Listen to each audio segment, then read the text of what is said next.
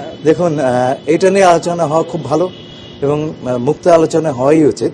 যে কোনো চুক্তি নেই। আর আপনি যেটা বললেন বাংলাদেশ 131, আমরা না আমি 131টাতে শাল বলেছে না, আমরা তো একা এই চুক্তি করি নাই, বিশ্বের অন্যান্য দেশগুলো করেছে। ইন্দোনেশিয়া 231টাতে এইরকম শাল বলেছে। সুতরাং বাংলাদেশের চুক্তিটি যখন পাঠ করবেন তখন ইন্দোনেশিয়া, ভিয়েতনাম, কম্বোডিয়া, অন্যান্য যারা চুক্তি করেছে তাদেরটা পাশে নিয়ে পাঠ করলে পরে আপনি জিনিসটা ভালো করে বুঝবেন। আমি বলবো যে আপনারা সবাই মিলে সেটা দেখেন, সবার এটা হচ্ছে তুলনামূলক, দেখেন আমরা কি পেয়েছি কি পাইনি। এই আলোচনা না, কথা হচ্ছে যে এই আলোচনাটা ওইভাবে হওয়া উচিত, কারণ যুক্তরাষ্ট্র সব দেশগুলিকে বলেছে যে তোমাদেরকে রেসিপ্রোকাল ট্যারিফ, যেমন আমাদের 39% বা 37% দিয়েছিল, তো অন্যান্য সব দেশ দিয়েছে, নেগোশিয়েট করেছে। কেউ 20 পেয়েছে, ভিয়েতনাম, আমরা 19 পেয়েছি। তো এখন কে কি, সবারই কিন্তু এই অ্যাগ্রিমেন্টগুলো পাবলিক স্পেসে এখন পাওয়া যাচ্ছে।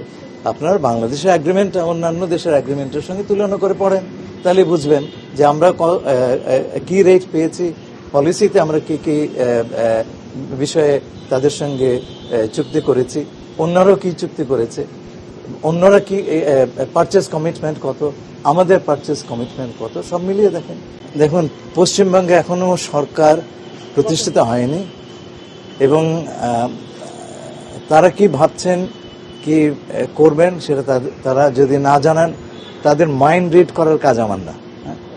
তো তারা প্রত্যাশা থাকবে যাতে করে এই চুক্তিটা যেটা হয়েছিল তখন, সেটা আমরা বর্তমান পরিস্থিতিতে সেটা আমরা কনসিডার করতে পারি কিনা, কিন্তু সেই জন্য তো বসে থাকা চলবে না, আমাদের কাজ আমাদের করতে হবে। দেখুন, যখন আসামের মুখ্যমন্ত্রী কথাটি বলেছিলেন, স্বীকার করেছিলেন তিনি কিছু কাজ করেছেন, আপনারা দেখেছেন, আমরা সেটা কড়া প্রতিবাদ দিয়েছি। সেই বিষয়ে আমাদের যা যা ব্যবস্থা আমরা নিব। দেখুন, এটা নিয়ে আলোচনা হওয়া খুব ভালো এবং মুক্ত আলোচনা হওয়াই উচিত। যে কোনো চুক্তি নেই।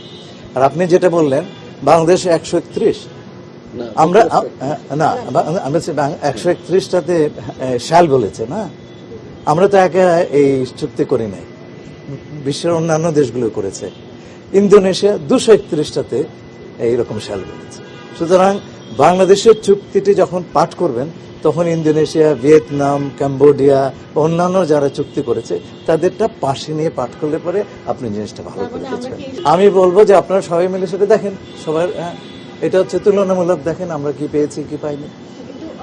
এই আলোচনা না, কথা হচ্ছে যে এই আলোচনাটা ওইভাবে হওয়া উচিত, কারণ যুক্তরাষ্ট্র সব দেশগুলিকে বলেছে যে তোমাদেরকে রেসিপ্রোকাল ট্যারিফ, যেমন আমাদের 39% বা 37% দিয়েছিল, তো অন্যান্য সব দেশ দিয়েছে, নেগোশিয়েট করেছে।